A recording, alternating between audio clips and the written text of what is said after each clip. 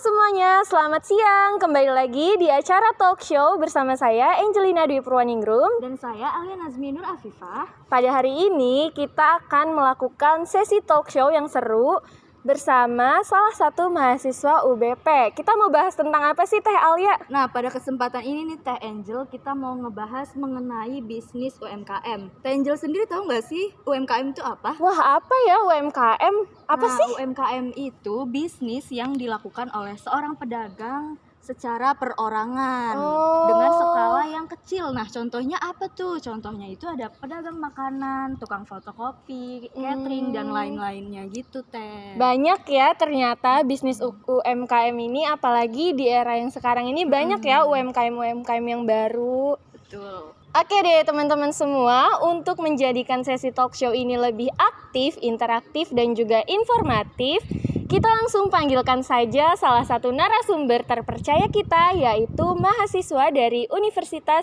Buana Perjuangan. Silahkan Teteh. Selamat pagi Teteh, boleh perkenalkan diri dulu kepada teman-teman semua? Perkenalkan, nama saya Dewi Oktavia, saya mahasiswi Universitas Buana Perjuangan Karawang, jurusan manajemen. Oh, manajemen ya Teh. Berdasarkan video yang kakak buat itu, kakak kan mengulas tentang UMKM Krepes ya kak. Namanya apa kak itu? Krepes. Krepes. Nah, kenapa sih kak kakak memilih untuk menggali usaha Krepes tersebut? Apakah karena kakak suka Krepes atau gimana? Kalau secara pengalaman ya, karena saya kan tinggal di daerah situ tuh. Nah, kebetulan UMKM itu tuh yang paling sering banget banyak yang dijajanin dan juga terlihat sangat ramai gitu. Jadi memiliki peluang bisnis yang lebih gede gitu buat diobservasi sama mahasiswa-mahasiswa dan mahasiswi Universitas Buana Perjuangan Karawang, khususnya di manajemen ya kak. Makanya saya pilih usaha tersebut gitu. Oh, jadi karena ramai ya Kak, karena peminatnya mahasiswa-mahasiswa, anak-anak muda, anak-anak juga ya Kak. Nah, menurut Kakak sendiri nih, gimana sih pandangan Kakak, kenapa banyak pedagang-pedagang yang milih berbisnis krepes atau ada temennya krepes tuh leker ya Kak. Nah, kenapa sih pada memilih jajanan itu gitu? Apakah ada daya tarik tersendiri kah? Kalau misalkan secara observasi ya, beberapa pengalaman dan juga tanya jawab sama beberapa pedagang yang ada jual krepes atau leker kayak gitu. Kalau untuk Pak Doni sendiri yang punya usaha ini, krepes ini, dia itu dari pengalaman yang pertama. Terus peluang pasarnya juga, karena dulu dia kerja di bagian kue-kue juga, terus tertarik. Sedangkan krepes ini jajanan yang sangat modern, tapi dia tuh lumayan agak mahal kan. Nah, jadi beliau ini berinisiatif untuk membuka yang versi UMKM. Jadi yang harganya itu merakyat. Jadi semua kalangan itu bisa menikmati. Tuh. Oh gitu. Jadi lebih murah, jadi peminatnya banyak ya. Di zaman sekarang kan banyak banget nih kak mahasiswa yang mulai berbisnis gitu. Nah, menurut kakak untuk penjualan krepes ini sangat menjanjikan nggak sih kak? Bisnisnya untuk kalangan mahasiswa. Kalau untuk kalangan mahasiswa ya bisa saja sih ya, ini cukup menjanjikan karena peluang pasarnya sih kak. Itu peluang pasar. Selain juga dari peluang pasarnya, karena kita itu kan kayak mahasiswa itu doyan banget yang namanya jajanan ya. Apalagi kalau misalkan lagi tugas atau ngapain pasti butuh yang namanya jajanan. Nah, sedangkan krepes ini mempunyai harga yang lumayan murah juga. Terjangkau lah ya. Bahan-bahannya juga itu lumayan murah untuk bisa diolah sama mahasiswa-mahasiswa. Berarti sangat menjanjikan ya Pak. Nah, menurut kakak lagi nih, kalau misalnya kakak sendiri membuka bisnis krepes ya, bayangkan saja jika posisinya seperti itu. Nah, menurut kakak tuh bakal ada tantangan-tantangan dong dari yang observasi kakak sebelumnya kepada pedagang krepes itu, tantangannya kan banyak ya. Kalau dari kakak sendiri tuh gimana tantangannya untuk menghadapi itu? Kalau menurut saya ya tantangannya sendiri itu mungkin di bagian rasa ya, karena kan kita juga kalau misalkan mau jualan itu kan kita harus pintar-pintar ngolahnya juga ya. Kayak misalkan kita tuh nentuin juga rasanya tuh harus kayak gimana, ngepasin sama selera konsumen kita itu seperti apa, terus kualitas produk yang kita gunakan itu seperti apa, biar bisa mempertahankan si konsumennya ini biar tetap balik lagi sama kita.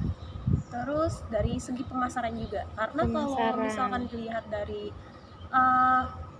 bisnisnya Bapak Doni ini, yaitu belum ada yang namanya pemasaran yang memanfaatkan teknologi. Jadi dia itu cuma on the spot aja. Begitu. Karena ini memiliki peluang yang besar, jadi menurut aku pemanfaatan teknologi ini sangat penting sih, Kak. Oh, jadi tantangannya di penjualan pasar Ya. via teknologi ya. Bagaimana sih Kak cara menghadapi tantangan itu yang tadi? Kalau cara menghadapinya ya menurut saya sih mungkin harus banyak-banyak evaluasi sih ya.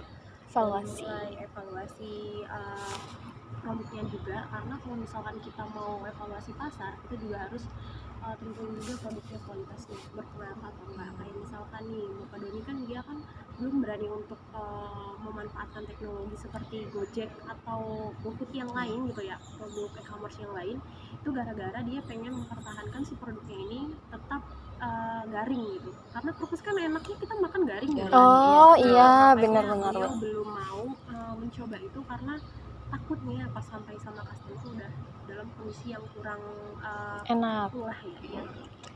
Oh gitu ya Teh. Baik, menurut Teteh, apakah UMKM atau usaha kecil pedagang kaki lima tersebut tuh layak untuk diberdayakan? Apalagi mengingat pasar global ini sangat ketat ya persaingannya, di ekonominya ini sangat ketat. Jadi menurut Teteh apakah itu semua layak diberdayakan? Kalau diberdayakan ya, kalau berdayakan sih menurut saya bisa saja ya Kak. Kalau misalkan dia mau, balik lagi kayak tadi jawabannya, evaluasi.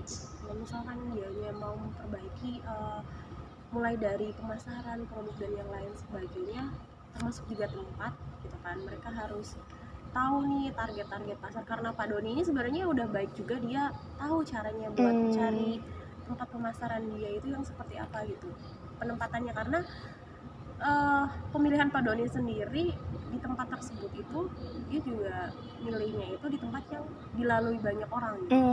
Mulai dari dekat Strategis dengan sekolah, iya, jadinya. betul, strategis gitu. Balik lagi ke situ, ke evaluasi semuanya. Kalau misalkan dia memperbaiki semuanya dari faktor-faktor yang lain untuk mendukung usaha tersebut, dia bisa dimulai. Gitu, berarti cocok untuk diberdayakan ya UMKM pedagang kecil seperti itu. Gak boleh kita kecilkan karena siapa tahu itu bisa menjanjikan ke depannya ya Teh. Nah, pertanyaan terakhir nih ya Kak, ada nggak sih Kak saran dari Kakak untuk calon pedagang, terutama mahasiswa nih yang mau berbisnis? Kan masih banyak nih yang takut gak laku lah, takut ini itu gitu.